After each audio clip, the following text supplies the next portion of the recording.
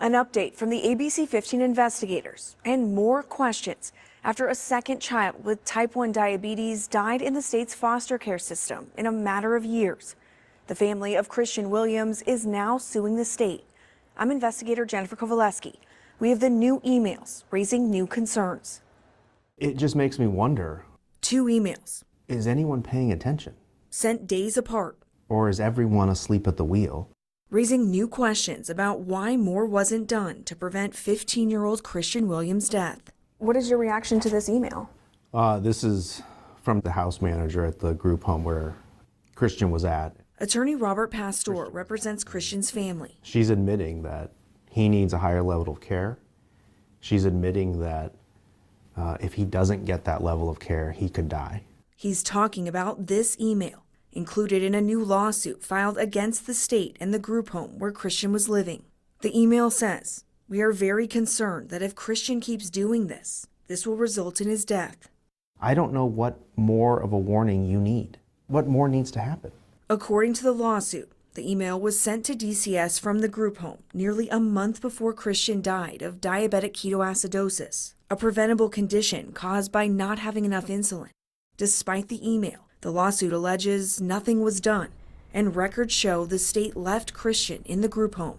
We trusted the Department of Child Safety. He was in their care. Christian's family wants accountability. Why are you talking to us today? So people can hear about Christian and how we loved our son, and that we don't want what happened to him to happen to someone else's child. The lawsuit claims another email sent in the weeks before Christian's death shows a social worker emailed a DCS caseworker and the group home asking for a nurse to take care of Christian. Writing, "Hi team, is there any way to advocate for a home nurse for him?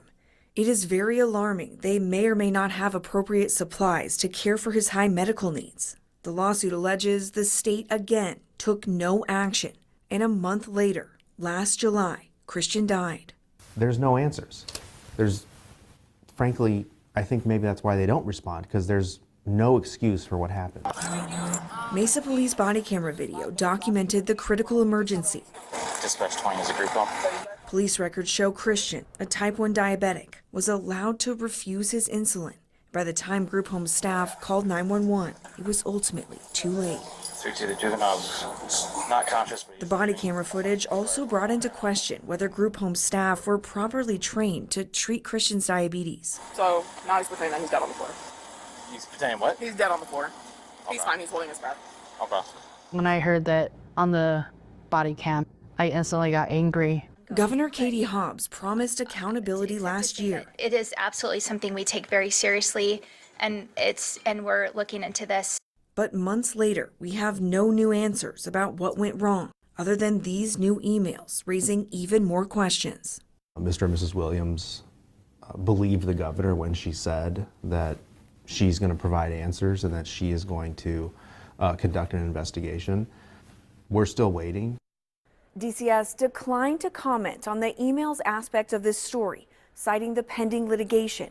We asked for an update on the investigation into Christian's death. DCS tells us the law enforcement investigation and the DCS licensing investigation were completed without further action being taken. The group home did not respond to our request for comment by our deadline. We will keep asking questions and pushing for accountability. I'm investigator Jennifer Kovaleski, ABC 15, Arizona.